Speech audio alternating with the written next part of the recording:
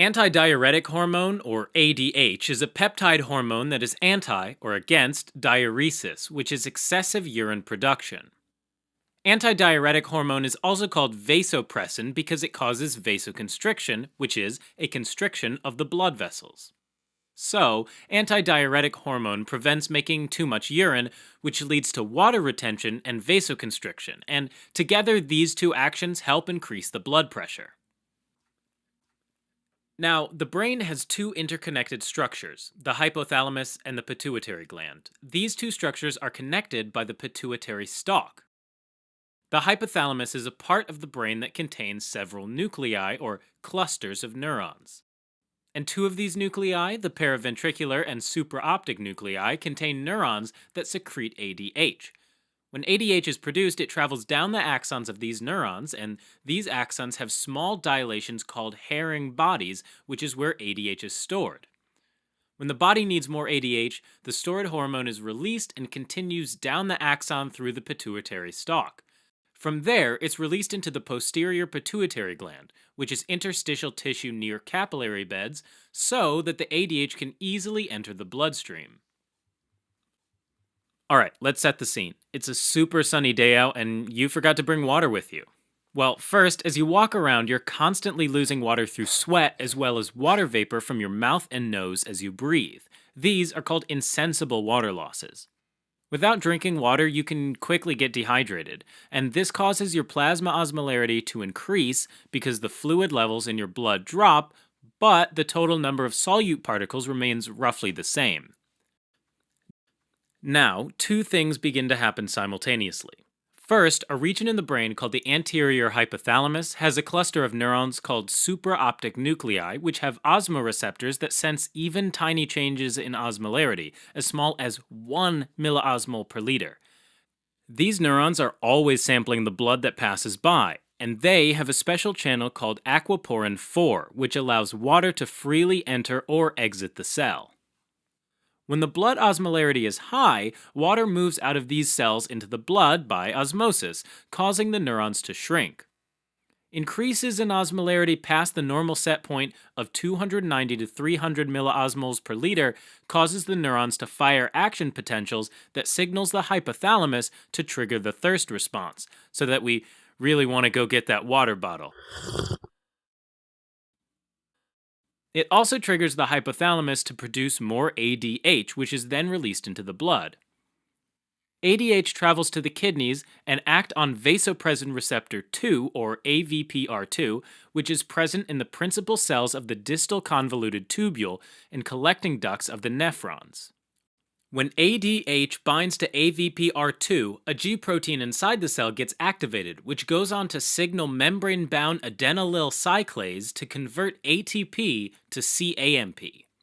Increased CAMP leads to two things. First, it signals the cell to produce more water channel proteins called aquaporin 2, which usually sit in vesicles inside the principal cell, and second, it also causes vesicles loaded with aquaporin 2 to fuse with the cell membrane so that the aquaporin 2 proteins can embed themselves in the apical surface of the cells, which is to say the side facing the lumen of the tubule. These aquaporins ultimately allow water, and only water, to travel out of the lumen of the tubule and into the cells lining the nephron, and ultimately back into the blood. Just like drinking more water, this dilutes the blood and returns plasma osmolarity to a normal level. Once the plasma osmolarity returns back to normal, water from the blood enters into the osmoreceptors via osmosis, causing them to swell, which stops them from signaling the hypothalamus to produce ADH. Sometimes, when there's a large decrease in blood volume, as in the case of a massive hemorrhage or a third-degree burn injury, where large amounts of blood plasma is lost, the blood pressure falls significantly.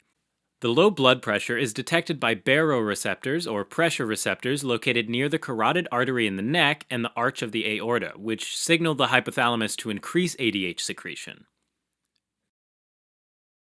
There are also baroreceptors in the afferent arteries of the kidneys called juxtaglomerular cells that, when triggered, cause the kidneys to secrete the enzyme renin. Renin gets into the plasma and looks for its primary substrate, angiotensinogen, which is produced by the liver and is always hanging out in the blood. When they meet up, renin cleaves off a huge chunk of the angiotensinogen protein, leaving behind a tiny fragment called angiotensin 1. A bit like a tiny pearl found within a giant oyster, angiotensin 1 floats through the blood until it reaches various capillaries in the body. Now, endothelial cells in general, but mostly those lining the vessels in the lungs, have an enzyme on their surface called angiotensin converting enzyme, or ACE for short, or ACE for even shorter.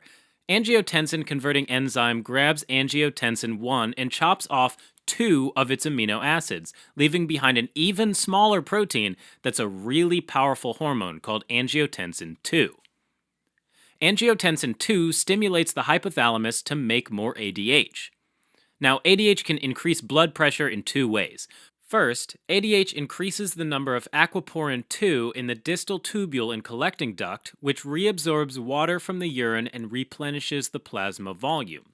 And second, ADH acts on smooth muscle cells in the arteries, causing them to constrict, which increases the peripheral vascular resistance and the blood pressure.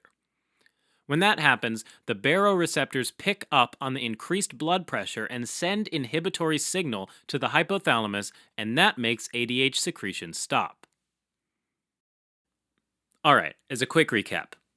Antidiuretic hormone, also known as vasopressin, plays an important role in maintaining the plasma osmolarity and blood pressure. It acts on the AVPR2 receptor in the distal convoluted tubule and collecting ducts of the nephrons. And it increases water reabsorption through aquaporins, which decreases the plasma osmolarity. It also acts on the AVPR1 receptors in the walls of the blood vessels and causes vasoconstriction and increase in peripheral resistance, resulting in increase in the blood pressure.